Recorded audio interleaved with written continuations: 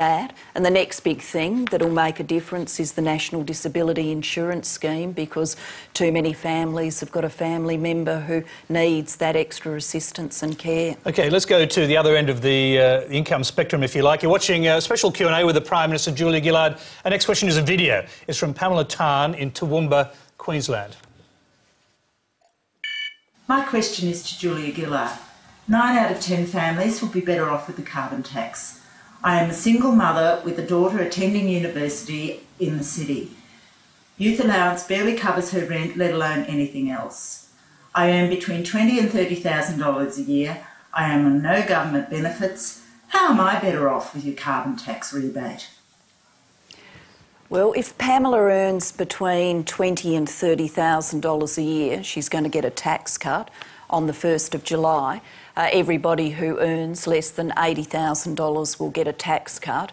If you earned around $20,000, the tax cut would be around $600. If you earned closer to $80,000, then most people are getting a tax cut of $300. So that's the way in which the system will assist her. But you're talking about you're talking about income tax cuts. She's talking about the carbon tax and compensation. But we're tripling the tax-free threshold to assist people with any of the flow-through impacts of carbon pricing. Right, so these changes are directly related to carbon tax, are they? I mean, because there's been a lot of controversy about whether that's the case or not. It sounds like this is all designed. Oh, well with that in mind. I don't think there's anything controversial about that.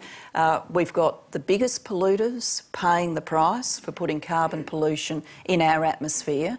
We're using that money to assist industries, particularly those that are trade exposed, to cut their emissions and to remain competitive. But we're using more than half of that money to assist people with the flow-through impacts of carbon pricing. And people will say, well, what does that mean? So big polluters paying the price, the flow-through impacts will be less than a cent in a dollar. And we know that the biggest component of it, electricity pricing, we anticipated there would be around about a 10% increase in electricity. And as the regulators around the country have, put out their new prices, we've been proved right, which means we've factored the assistance right so that... So with this lady, just to come specifically to her question, she's not here to ask it herself. Will she get any compensation for the carbon tax? Pamela is very likely to end up in front as a result of carbon pricing. The tax cut she will get because of carbon pricing will be more by a long way than the impact she will feel from any flow through. She said $20,000 to $30,000, so she's likely to see a tax cut of $600, $500.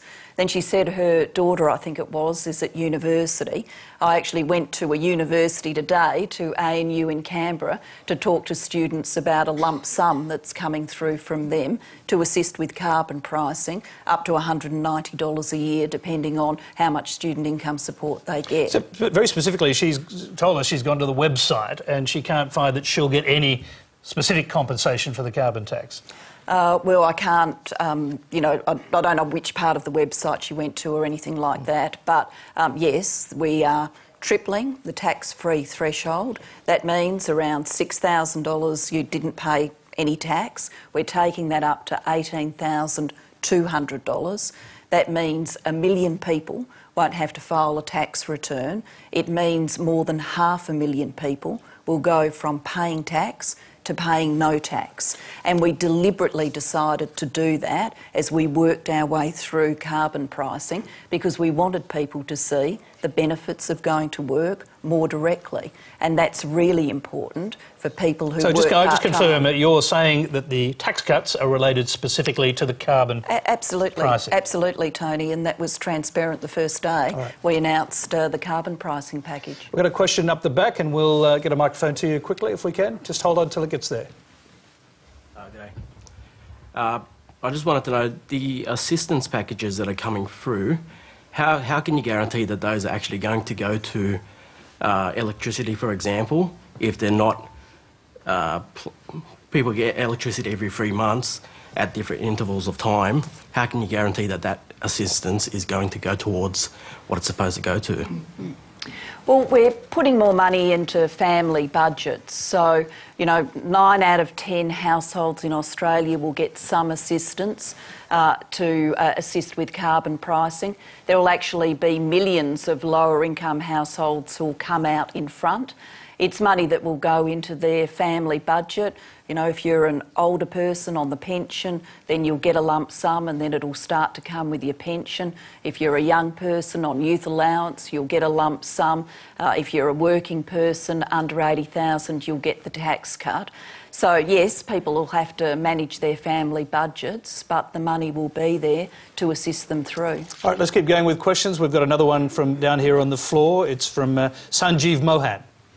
Good evening, Prime Minister. My question is that despite very good economic statistics, the opinion polls show that the Australian voters are not listening to the government.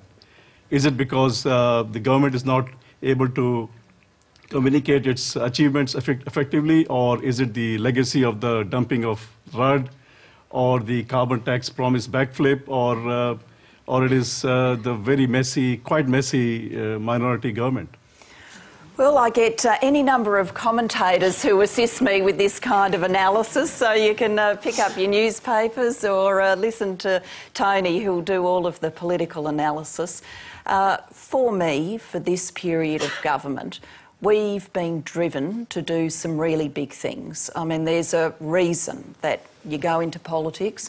There's a reason you want to become Prime Minister. My reason is I've always been passionate about expanding opportunity, particularly through education. I mean, it was, access to education that made my life and made my life different from my father's life or my mother's life. So it's been a driving passion to say, how can we spread opportunity? I, as a person sitting in this chair as Prime Minister, know you can only spread opportunity if you keep the economy strong, and you can only keep doing that into the future if you actually seize the big problems, the big challenges, and address them and get them done. Climate change, carbon pricing is one of them.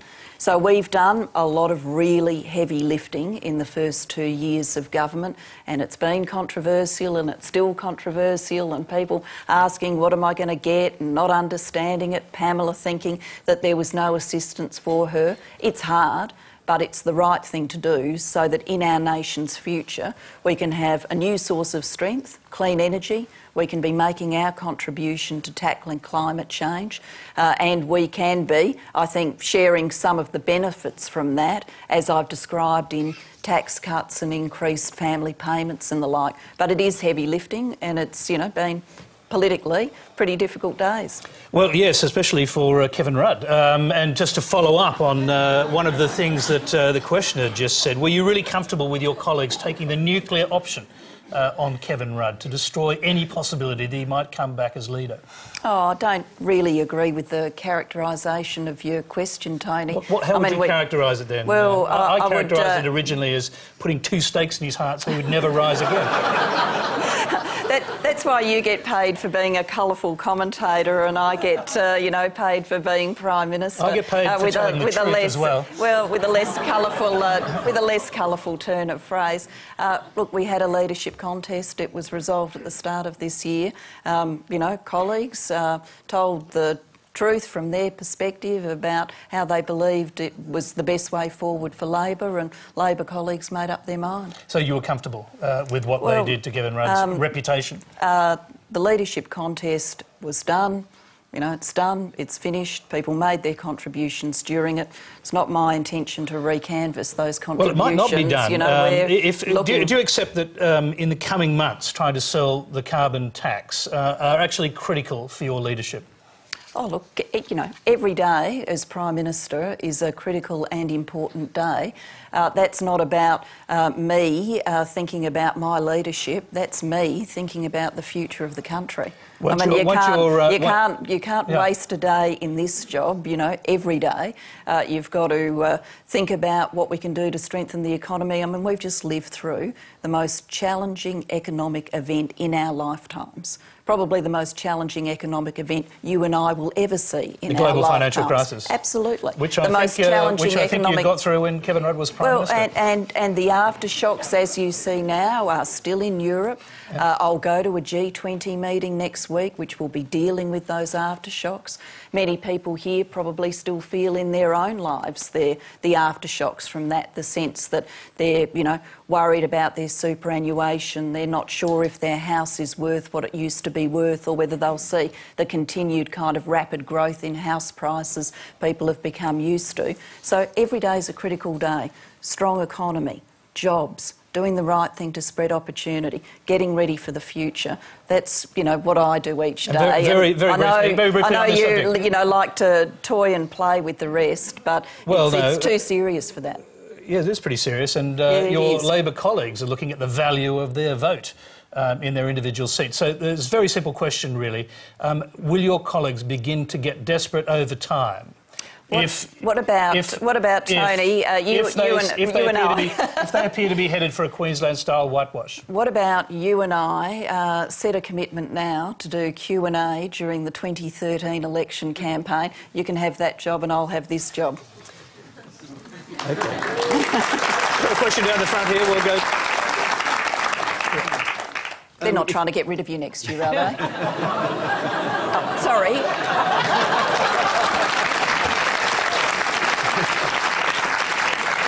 Let's go to this question from the floor. If you go by the opinion polls, when Kevin was challenging for the leadership, the majority of Australians would have preferred to have him as the leader of the Labor Party, but the Labor Party sought different to have somebody else. That's true. Well, and way... It's a strange dichotomy, though, isn't it? The Labor Party wanted someone, the people wanted someone else, is what he's saying. Well, except our system, of course, is one where political parties pick their leaders, colleagues pick the person they think has the attributes and ability to lead them. And, you know, in the Labor Party earlier this year, we had that contest.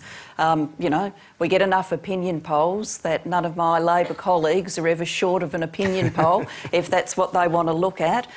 People knew what opinion polls said and they still made a decision. All right, our next question is a video. It comes from Luke Miller in Geelong, Victoria.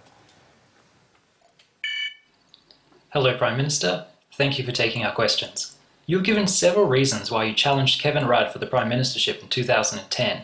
Most famously that you did it to save a good government that had lost its way. As well as the altruistic reasons, how much of your decision at that time was based on personal ambition? And is it harder for a woman politician to say, I wanted to be Prime Minister, I saw an opportunity, and so I took it? Thank you.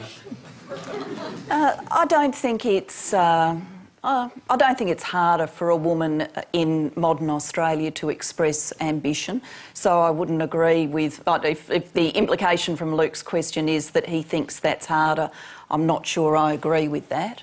But the decision I made was in a set of very extraordinary circumstances, and I explained it at the time. You know, I think people have then had the opportunity to, you know, see another leadership contest, and some of the events of 2010 were canvassed again then. Now, you know, I'm not looking back at 2010 or even at earlier this year. I'm looking to what happens tomorrow and the day after and the day after to keep, you know, making sure our country's strong and fair and getting stronger and fairer. We've got another hand up over there. We'll try and get to that. We've got an enormous variety of questions that have come in for the Prime Minister. Here's one we received from Nick Brodie in Cessnock, New South Wales. Prime Minister, I read that you knit, and you were knitting for friends' babies. It was also mentioned your media advisor forbade photos of knitting. Why can't we see you doing ordinary things? Surely this will resonate with everyday Australians. Well, I'm not sure it would make the most fascinating TV, me knitting, you know, there's one row, oh, a few minutes later there's another. So I don't think, Tony, that's going to be a bestseller. I did talk about knitting in a recent newspaper interview, and there was a little discussion about whether or not a photo should be taken of the knitting, but it wasn't. Is it because they don't want people to see you with dangerous weapons in your hand? You're obviously not a man who wields knitting needles all that often, because I don't think you'd really describe them as a dangerous weapon. Well, certainly not the bamboo ones. I certainly wouldn't want one in my